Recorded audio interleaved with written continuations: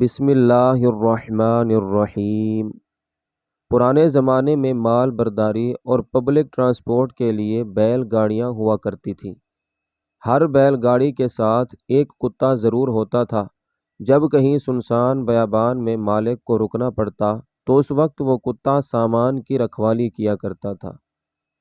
جس نے وہ بیل گاڑی چلتی دیکھی ہوگی تو اس کو ضرور یاد ہوگا کہ وہ کتا بیل گاڑی کے نیچے نیچے ہی چلا کرتا تھا۔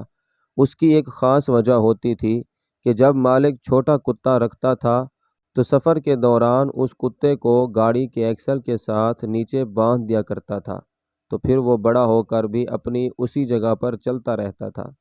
ایک دن کتے نے سوچا کہ جب مالک گاڑی روکتا ہے تو سب سے پہلے بیل کو پانی پلاتا ہے اور چارہ ڈالتا ہے، پھر خود کھاتا ہے اور سب سے آخر میں مجھے کھلاتا ہے، حالانکہ گڑھ تو ساری میں نے اپنے اوپر اٹھائی ہوتی ہے۔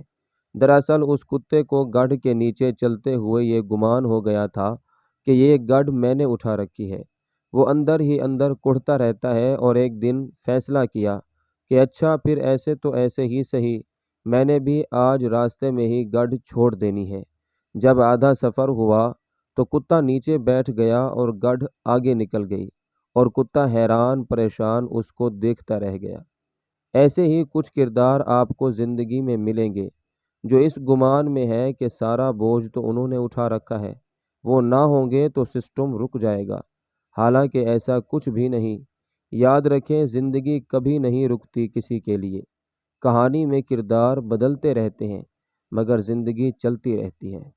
ایک بار درود شریف پڑھ لیجئے، صلی اللہ تعالی علیہ وآلہ وسلم۔